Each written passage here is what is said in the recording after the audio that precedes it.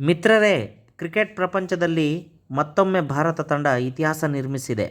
ಇತ್ತೀಚೆಗೆ ನಡೆದ ಐಸಿಸಿ ಮೆನ್ಸ್ನ ಟಿ20 ವರ್ಲ್ಡ್ ಕಪ್ ಫೈನಲ್ ಪಂದ್ಯದಲ್ಲಿ ಭಾರತ ತಂಡವು ನ್ಯೂಜಿಲೆಂಡ್ ತಂಡವನ್ನು ಮಣಿಸಿದೆ. ಆದರೆ ಈ ಪಂದ್ಯದಲ್ಲೂ ಒಂದು ಆಶ್ಚರ್ಯಕರ ಮತ್ತು ಸ್ವಲ್ಪ ವಿವಾದಾತ್ಮಕ ಘಟನೆ ಕೂಡ ನಡೆದಿದೆ.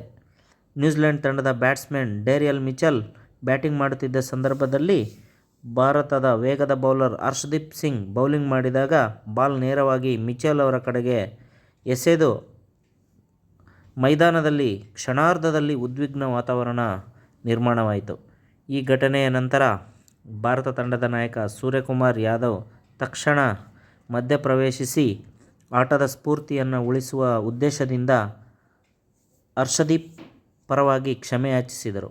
ಅಷ್ಟರಲ್ಲಿ ಮೈದಾನದ ಅಂಪೈರ್ ಕೂಡ ಈ ಘಟನೆ ಕುರಿತು ಹರ್ಷದೀಪ್ ಅವರನ್ನು ಪ್ರಶ್ನಿಸಿ ವಿವರಣೆ ಕೇಳಿದರು. ಪಂದ್ಯ ಮುಗಿದ ನಂತರ ಹರ್ಷದೀಪ್ ಸಿಂಗ್ ಅವರು ಕೂಡ ತಮ್ಮ ತಪ್ಪಿನ ಅರಿವಿನಿಂದ ಕ್ಷಮೆ ಕೇಳಿದರೆಂದು ಹೇಳಲಾಗುತ್ತಿದೆ.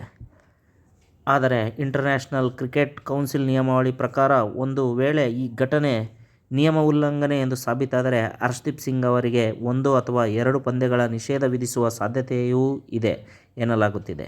ಇದರಿಂದ ಈ ವಿಶ್ವಕಪ್ ಫೈನಲ್ ಕೇವಲ ಜಯದಿಂದ ಮಾತ್ರವಲ್ಲ, ಒಂದು ವಿವಾದಾತ್ಮಕ ಘಟನೆಯಿಂದ ಕೂಡ ಹೆಚ್ಚು ಚರ್ಚೆಗೆ ಗ್ರಾಸವಾಗಿದೆ. ಹೀಗಾಗಿ ಸ್ನೇಹಿತರೆ, ಈ ಘಟನೆ ಬಗ್ಗೆ ನಿಮ್ಮ ಅಭಿಪ್ರಾಯವೇನು? ಕಾಮೆಂಟ್ನಲ್ಲಿ ತಪ್ಪದೆ ತಿಳಿಸಿ. ಮತ್ತಷ್ಟು ಕ್ರಿಕೆಟ್ ಅಪ್ಡೇಟ್ಗಳಿಗಾಗಿ ಈ ಚಾನಲನ್ನು ಸಬ್ಸ್ಕ್ರೈಬ್ ಮಾಡಿ, ವಿಡಿಯೋಗೆ ಲೈಕ್ ಮಾಡಿ, ಸ್ನೇಹಿತರ ಜೊತೆ ಶೇರ್ ಮಾಡಿ ಎಂದು ಹೇಳುತ್ತಾ ಈ ಒಂದು ವಿಡಿಯೋವನ್ನು ಮುಗಿಸ್ತಾ ಇದ್ದೇನೆ. ಜೈ ಹಿಂದ್, ಜೈ ಕರ್ನಾಟಕ.